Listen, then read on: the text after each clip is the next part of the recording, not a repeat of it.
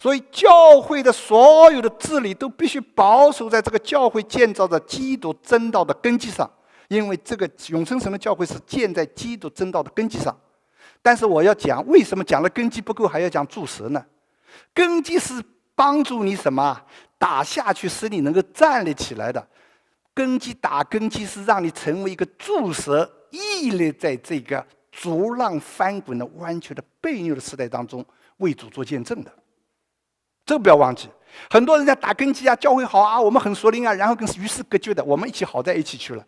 所有的盐都放在圆罐子里，所有的灯点着的放在斗底下，这不对，一定要成为柱石。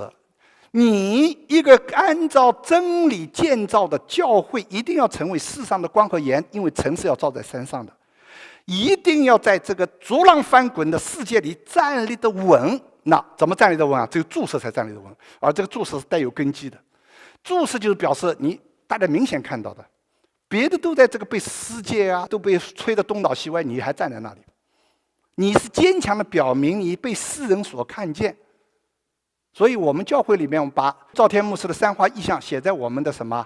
写在我们教会的章程的序言当中。我们写在这儿，我们所信序言当中，三花意象啊，因为我们是来自中国的一群人，所以我们把中国放在我们的心中。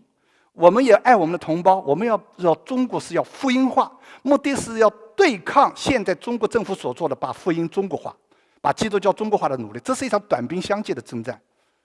我们所说的教会要国度化，我们防止教会世俗化。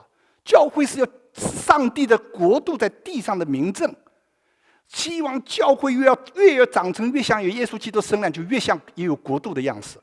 国度是什么地方？国度就是上帝的权柄是畅行无阻的地方，一切人的意思全部让位，那只有在新天新地，上帝的国度在永恒里面是完美的。但是在我们在地上的时候，我们是愿你的国降临啊！神的国度是要降临的，天堂是你要上去的，降临就降临在你心中，你自己愿意完全服在上帝的权柄之下，国度就在你心中展现了。如果一个教会都来遵行神的旨意了，这个教会国度化程度就高了，就非常的高，这是教会建造的方向。但是教会的国度化目的也是要影响这个世界，这个世界一方面要跟他去征战，一方面把福音传给这个世界。所以这个里面怎么样呢？就是说我们不是一个狭隘的福音使命，我们是广义的福音使命。广义的福音使命就包含有文化使命，就是文化要基督化。我就搞不懂有些基督徒来反对文化基督化。什么叫文化？文化就是人作为上帝有形象的人，他自己所创造的有别于禽兽的一种特殊的那种事，只有在人身上才能发生的事，就是文化了。吃有吃的文化，对不对啊？住有住的文化，什么都有什么的文化。但是这个文化里，我们做基督徒了，或吃或喝都是为了荣耀主而行。你有什么？你的文化、你的生活层面跟你的教会是脱节的吗？你是全人献给主的。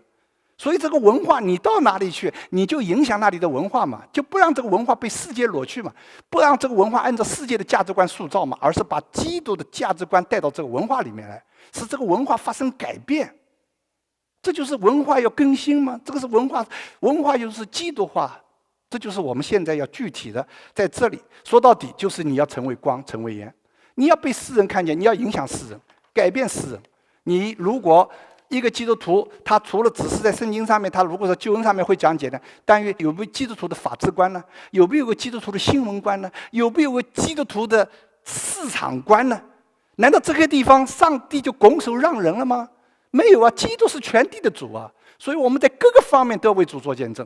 从这个角度来讲，就是文化基督化的努力，这是我们要让这个教会的弟兄姐妹明白。这就为什么加拿大这批最高法院的，你问他们很多是基督徒哎，他们认为他做基督徒是教会的事，到法院里他就跟基督没有关系了，他必须按照他专业人士的要求，像个法官的样子，而不是像个基督徒样子。这就是教会的最大的失败。没有把基督的见证带到各个方面去，让他们总觉得这是两回事。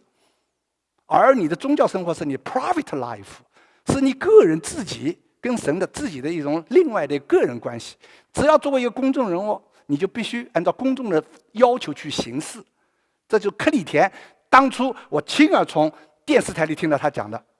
我作为一个天主教徒，我肯定知道啊，这个同性婚姻这个是什么是不对的啊，在我信仰。但是你要知道，我同时是总理，因为做总理，我就不能用我自己的东西来什么呀？来带领这国家了。我必须怎么样？按照公众的要求。他是公职人员，所以他认为有人要同性婚姻合法化，他必须怎么样啊？丢下他的信仰，他必须这样。这就是一个，他还认为这是他最崇高的地方，他好像还为此受了委屈。这是这个整个教会教导的失败。